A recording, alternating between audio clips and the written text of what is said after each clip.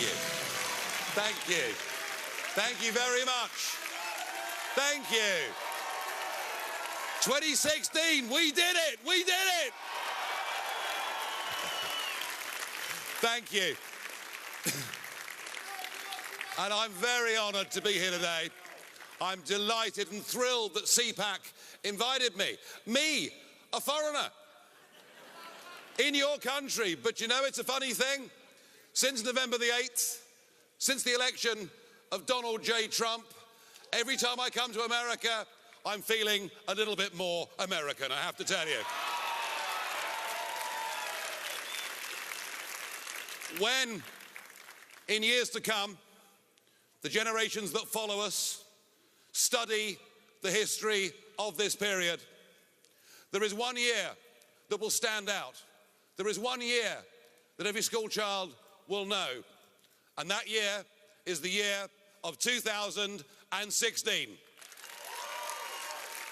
Because in 2016, we witnessed the beginning of a global political revolution, and it's one that is not going to stop. It's one that is going to roll out across the rest of the free world.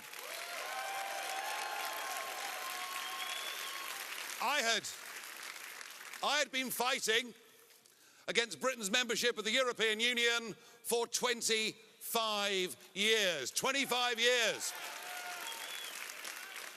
And if you've endured abuse, if you've been called deplorable, you've only had a few months of being abused. I've had 20 years of it. But you know what? None of it mattered. I always believed that we should govern our own country. I always believed we should be free to reach out and make our own deals with our real friends in the world. And it's funny, our real friends in the world speak English, have common law, and stand by us in times of crisis. So I battled away for all those years. I thought I might become the patron saint of lost causes. And then the referendum came along, and we were told by vast sections of the media that we couldn't do it. We were told by many of the pollsters we couldn't do it. We were told by many of the commentators. Any of this ring familiar with you guys?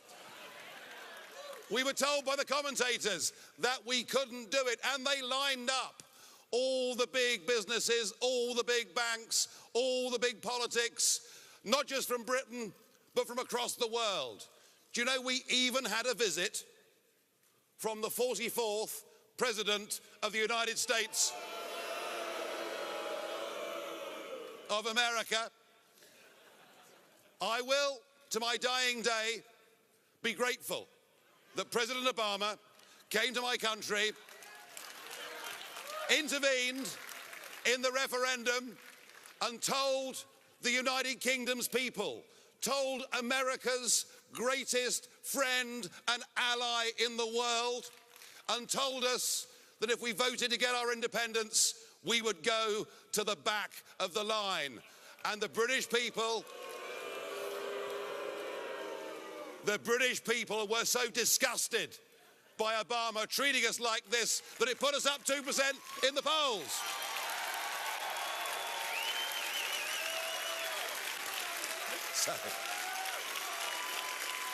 So I shall always be grateful to Obama.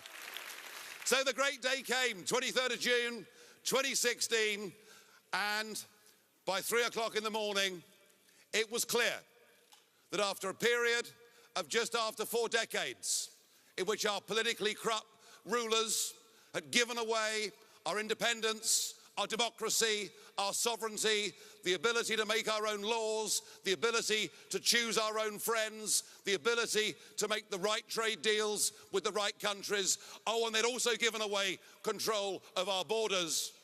And by 3 o'clock in the morning of June the 24th, it was clear the nightmare had come to an end. We had voted to get our country back.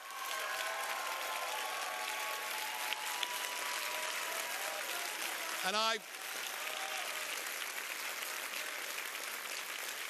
I can't tell you how thrilled and pleased that I'd felt. It seemed incredible that people had the courage to stand up against the entire establishment, but the brave British people did it. Oh, and by the way, the last opinion poll says that now 68% of the British people want us to get on with Brexit.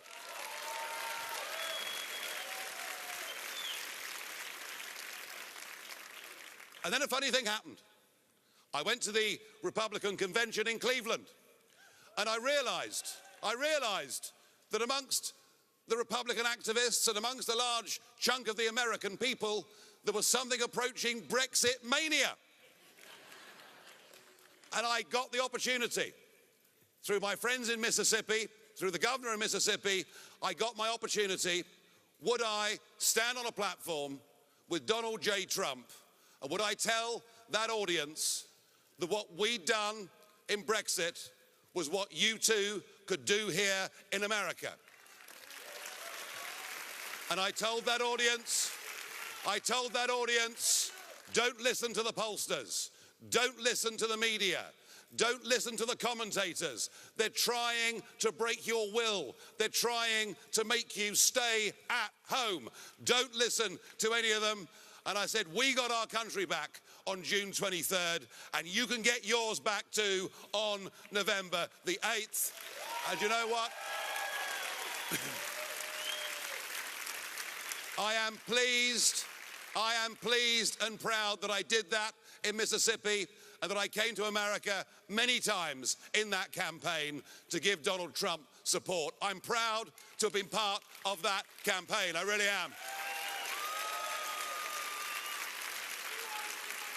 And what I'm seeing 36 days in to the Trump presidency, I'm seeing something quite remarkable.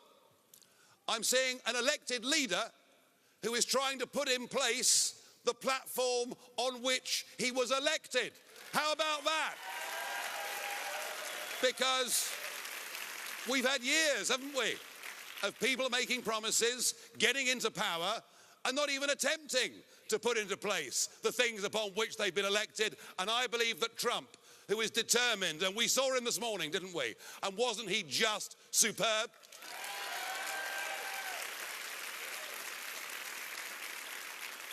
No, what Trump is doing by trying to put in place that ticket on which he was elected, he is restoring faith in the democratic process, and good for him. Good for him.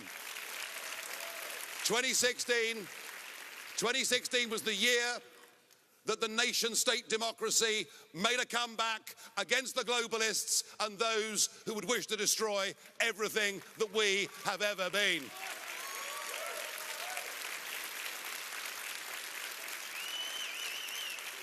But of course, Trump, amazing personality that he is, could not have done it on his own. He had some good people behind him. He had people like Steve Bannon, Kellyanne Conway, and many others. But he also had every single one of you, and this event is your celebration. Well done to all of you. Now, great though the night of June 23rd was, great though the night of November the 8th was, my favourite part of 2016 wasn't so much the victories, no. My favourite part of that evening of November the 8th was watching the faces of the CNN presenters.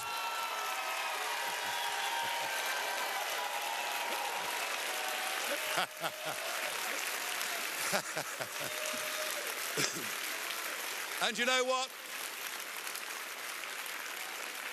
They haven't given up, have they? They are in deep denial. They would like to wind the clock back to 2015 to pretend that none of this had ever happened. But just as Brexit becomes more popular by the day, President Trump will become more popular in America by the day.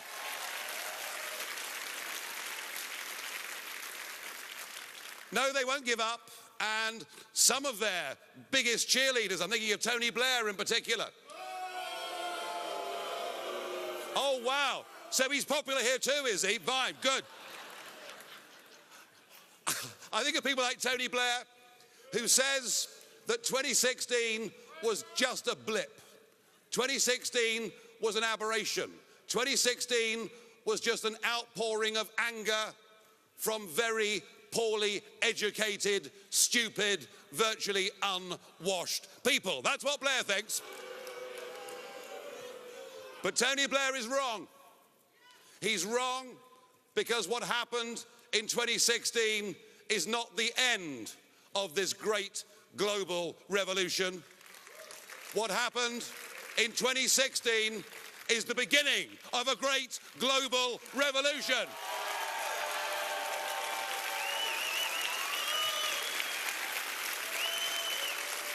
And this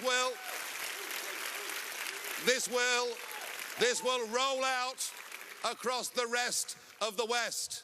We've got some very exciting elections coming up in the Netherlands, in France, in Germany, possibly even in Italy. And believe me, I don't yet know whether the results in 2017 will be as dramatic as the results in 2016. But what I do know is that even if the challengers don't get over the line in this year, what they will do is shift the centre of gravity of the entire debate. Because what is happening across Europe is people are rejecting this form of supranational government. They're rejecting the idea of being governed by a bunch of unelected old men in Brussels.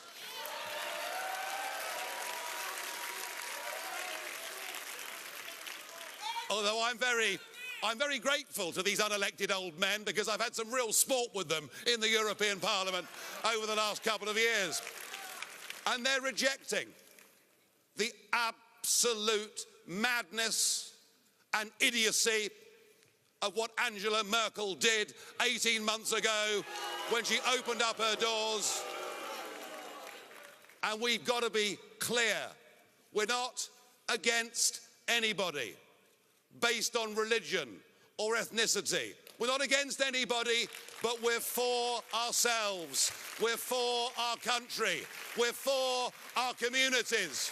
We're for making our people safe and with less risk from global terror. That is what we're for. That is what we're for. And we're for our country. And we're for our people.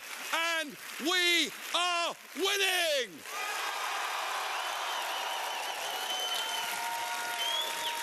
Thank you. Thank you. You're winning.